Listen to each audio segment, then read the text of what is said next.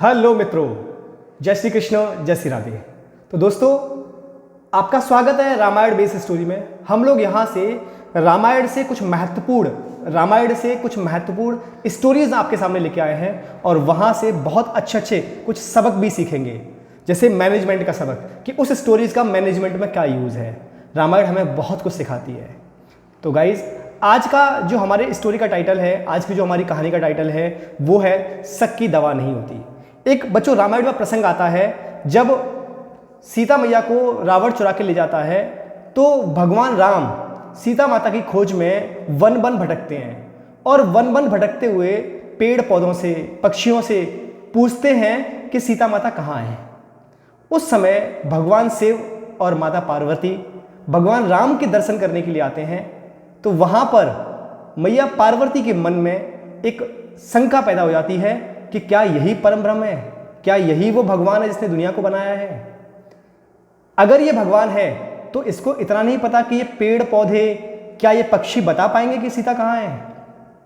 तो इसी के ऊपर में ये स्टोरी है, जरा सुनिएगा और अपने परिवार में, अपने मित्रों के साथ, सबके साथ में शेयर कीजिएगा और सबको सुनाइएगा। तो एक बार शिव जी सती के साथ जंगल में घूम रहे थे। यह तब की बात है जब रावण सीता जी का हरण करके ले गया था और राम उनके वियोग में व्याकुल थे। तब शिव जी ने श्री रामचंद्र जी के दर्शन किए और उन्हें प्रणाम करके बहुत खुश हुए। सती को संदेह हुआ कि पत्नी के विरह में व्याकुल यह साधारण व्यक्ति भगवान विष्णु का अवतार कैसे हो सकता है। तब शिव जी ने कहा कि अगर तुम्हें मेरी बात पर शक है तो तुम परीक्षा ले लो ताकि तुम्हारा भ्रम दूर हो जाए। सती ने सीता जी का रूप बनाकर परीक्षा लेने का निर्णय किया। रामचंद्र जी सती के बनावटी वेश से भ्रमित नहीं हुए और वे सती को प्रणाम करके बोले, वृष केतु शिव जी कहाँ हैं? आप यहाँ वन में अकेले कैसे घूम रही हैं? जब उन्हें समझ में आ गया कि सती उनकी परीक्षा ले रही हैं, तो रामचंद्र जी ने उन्हें हर तरफ राम, सीता, लक्ष्मण की छवियों के दर्शन दिखाए ताकि उनकी शंका का समाधान हो जाए।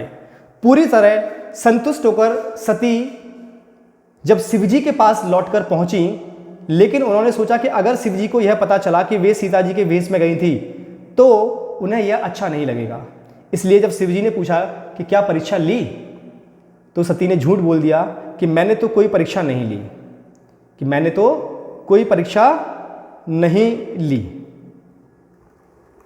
केवल प्रणाम करके चली आई। त्रिलोकपति शिवजी ने ध्यान करके सब कुछ जान लिया और वे सोचने लगे कि सती ने सीता जी का वेश बनाया था। सती ने मैया सीता जी का वेश बनाया था, ये भगवान शिव ने ध्यान में जान लिया। अतः अब मैं उनसे प्रीत कैसे करूं, क्योंकि ऐसा करने पर भक्ति मार्ग लुप्त हो जाएगा।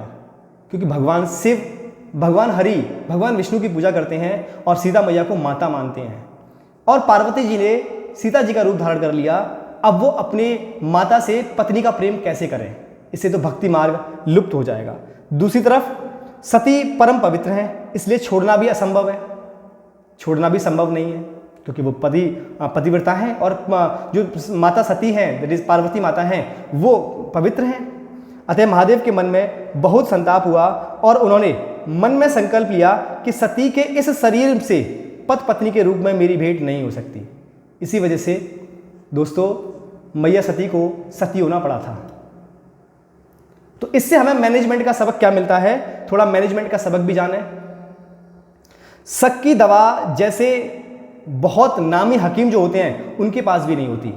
अगर लीडर को साथियों पर शक हो जाए या साथियों को किसी लीडर पर शक हो जाए तो यह नाव में छेद होने जैसा हो जाता है, देर सवेर नाव डूब ही जाती है। ये मैनेजमेंट का सबक है, इसीलिए शक नहीं करना चाहिए।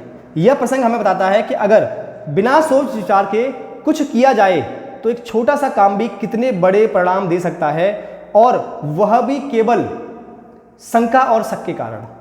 यदि सती तीनों लोगों के स्वामी शिवजी की बात पर विश्वास कर लेती तो कोई समस्या ही नहीं होती। लेकिन न केवल उन्होंने शक किया, बल्कि बाद में नकली वेश बनाकर परीक्षा ली और शिवजी से झूठ भी बोला। हर व्यक्ति खुद को बुद्धिमान समझता है, लेकिन आप बुद्धिमान हैं इसका मतलब यह नहीं कि सामने वाला मूर्ख है।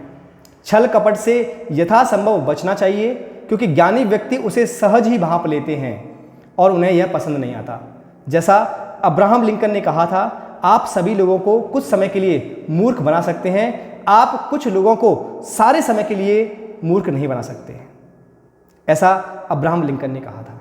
तो आज के प्रसंग से हमने ये सीखा कि हम बुद्धिमान तो हैं, लेकिन सामने वाले को मूर्ख नहीं समझना चाहिए और हमें कुछ भी काम बगैर सोचे समझे नहीं करना चाहिए। अदरवाइज क्या होगा, शक और शंका के कारण नाव डूब जाएगी। तो गाइस, ये कहानी आपको कैसी लग रही है? कमेंट बॉक्स में, कमेंट सेक्शन में कमेंट करके ज़रूर बताएं। मिलते हैं अगली कहानी में बहुत बेहतरीन कहानी के साथ में। जब तक के लिए जय श्री कृष्ण, जय श्री राधे, जय जय श्री राम।